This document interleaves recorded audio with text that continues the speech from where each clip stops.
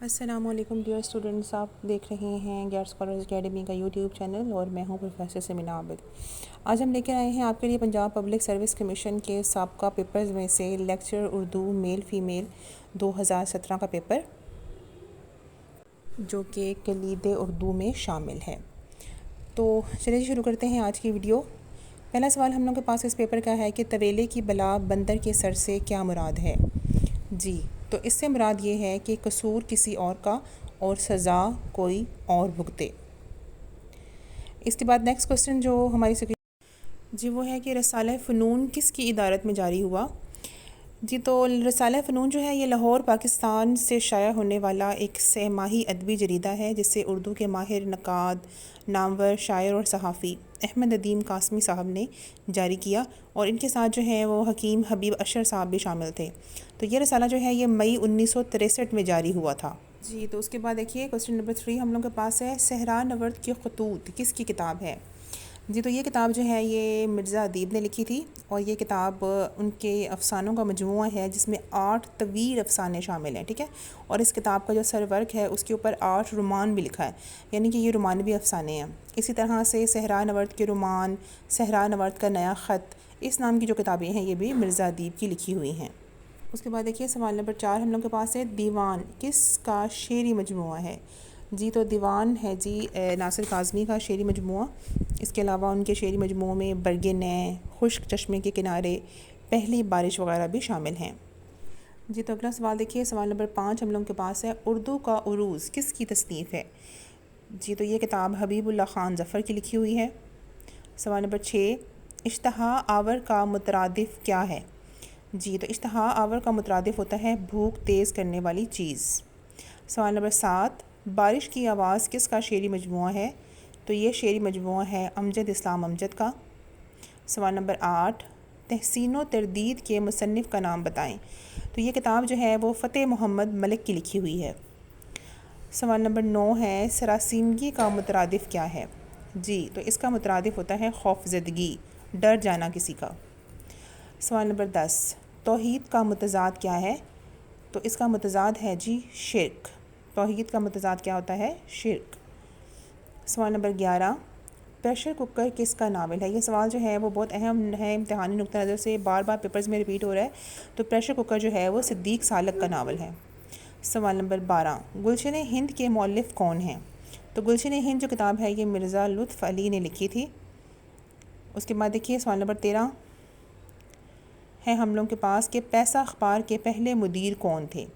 تو پیسہ اخبار کے جو پہلے مدیر تھے وہ تھے جی منشی محبوب عالم۔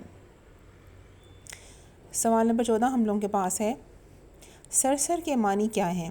تو سرسر جو لفظ ہے اس کے معنی ہوتے ہیں جی تیز آندھی کا طوفان۔ سوال نمبر 15، کار آشیاں بندی کے معنی کیا ہیں؟ اس کے معنی ہے گھونسلہ بنانا۔ سوال نمبر 16 ہم لوگوں کے پاس ہے، ترجمے کا فن کس کی تصنیف ہے؟ تو اس کتاب کے مصنف ہیں جی مرزا حامد بیگ۔ ترجمے کا فن کتاب لکھی ہے مرزا حامد بیگ نے۔ سوال نمبر 17، بلاغت کے لیے ضروری شرط کیا ہے؟ بلاغت یعنی فصاحت و بلاغت، جو ہم کہتے ہیں کہ کسی کے کلام میں بڑی فصاحت و بلاغت پائی جاتی ہے، تو بلاغت سے مراد یہ ہوتا ہے کہ عبارت میں باریک خیالات کو پیش کیا جائے۔ سوال نمبر 18 ہم لوگوں کے پاس ہے، پتجھڑ میں خود کلامی کے مصنف کون ہیں؟ تو یہ کتاب جو ہے وہ ڈاکٹر رشید امجد کی ہے۔ سوال نمبر 19، نکلے تیری تلاش میں کون سی صنف ادب سے تعلق رکھتی ہے؟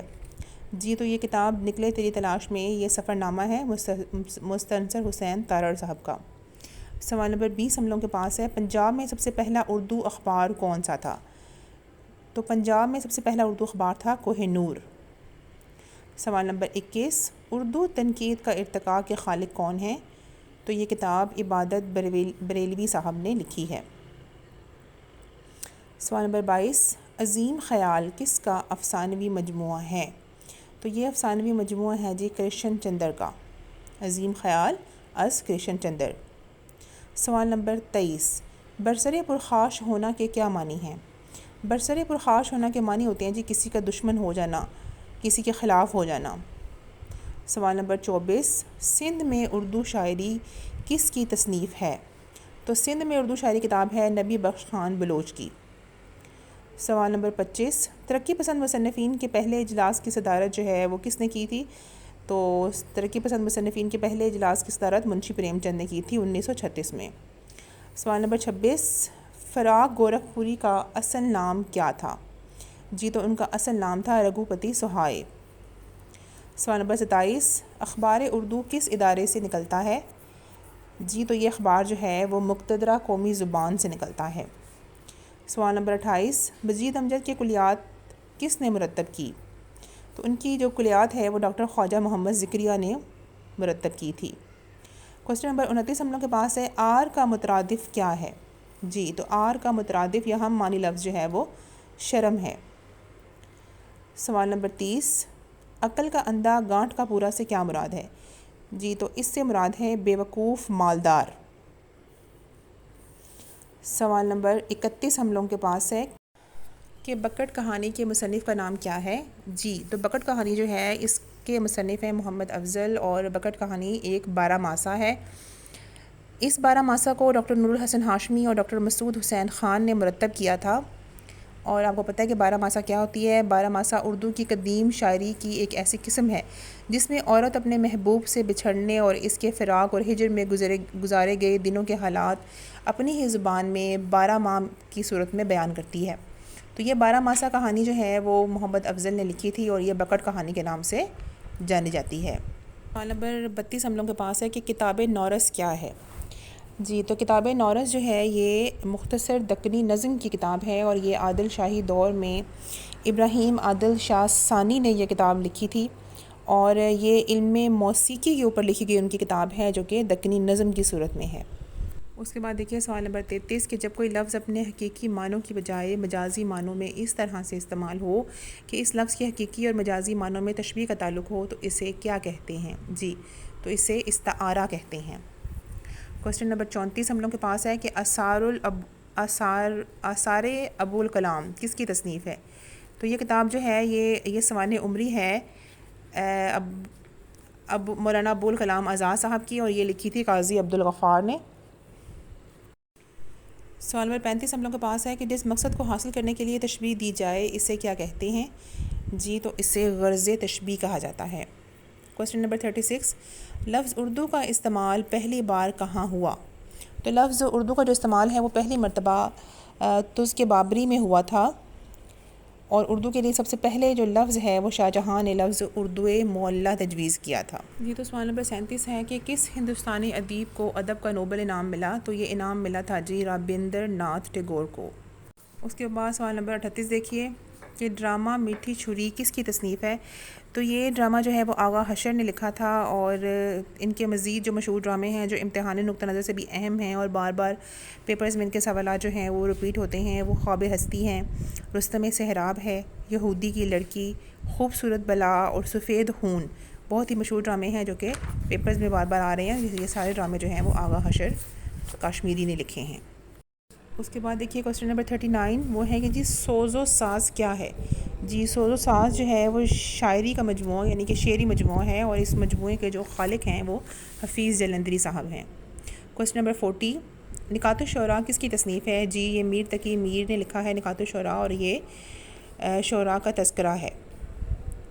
کوسچن نمبر 41 یادوں کی دنیا کے مصنف کا نام کیا ہے؟ جی یادوں کی دنیا جو ہے یہ یوسف حسین خان صاحب کی جو ہے وہ خود نوشت سوانح عمری ہے، اور یادوں کی بارات جو ہے وہ جوش ملی آبادی کی سوانح عمری ہے۔ تو یہ دونوں جو ہیں یہ تھوڑی کنفیوزنگ ہو جاتی ہیں۔